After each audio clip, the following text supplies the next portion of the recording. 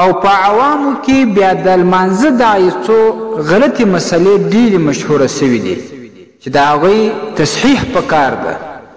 اوله مسله دا ده چې په عوامو کې دا مشهوره ده چې که څوک په کټ کې لمونځ وکړي نو په دې سره د سړي څخه بیزو جوړېږي، نو دا بالکل غلطه ده.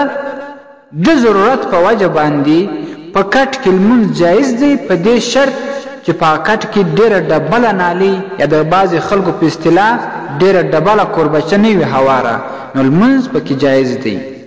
او دویمه بیا دا غلطه مسله په ښځو کې مشهوره ده چې د لمانځه نه پس هغه د جاینماز یو طرف یا یو کونج راټولوي.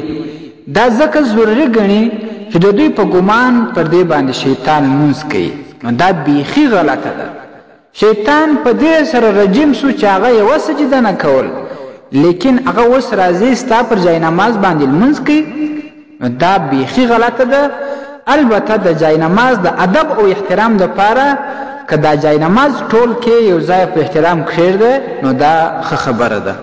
او درېیمه بیا دا مسله غلطه مشهوره سوې ده چې د بعضې خلکو دا خیال دی چې د تهجد لمانځه نه پس خوب کول جایز نه دی، او د دوی دا ګمان دی چې په دې خوب کولو سره چې کله د تهجد نه پس وسي دا تهجد خرابېږي، نو دا بیخي غلطه ده.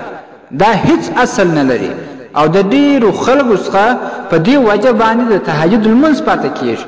ځکه هغه وایي یاره د تهجد لمونځ چې وکړم بیا تر سهاره پورې زه ویښ نسم پاته کېدلی، دا زور غواړي، نو راسه بس تهجد ورنه پاته شي.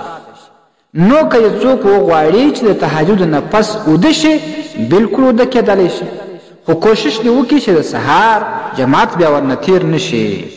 او څلورمه بیا دا غلطه مسله مشهوره ده چې عوام وایي په تیاره کې لمونځ صحیح نه دی، دا بلکل غلطه ده.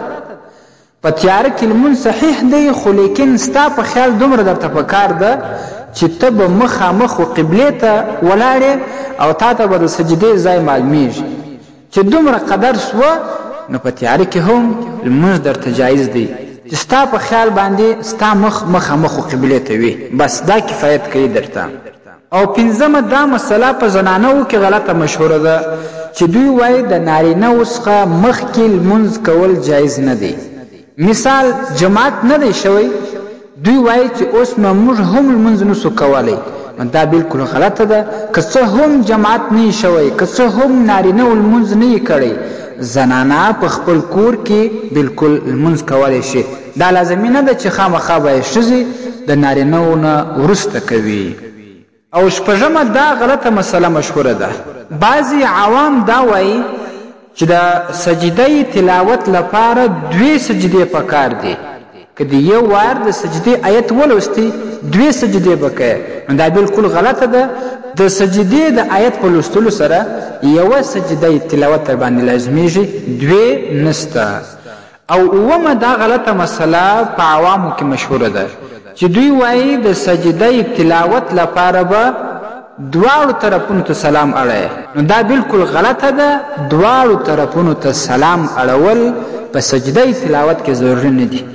اتمه دا غلطه مسله په زنانو کې مشهوره ده چې دوی بغیر د عذره فرض لمونځ هم په ناسته کوي، نو دا بلکل غلطه ده. فرض لمونځ بغیر د عذره په ناسته باندې کول جایز نه دی.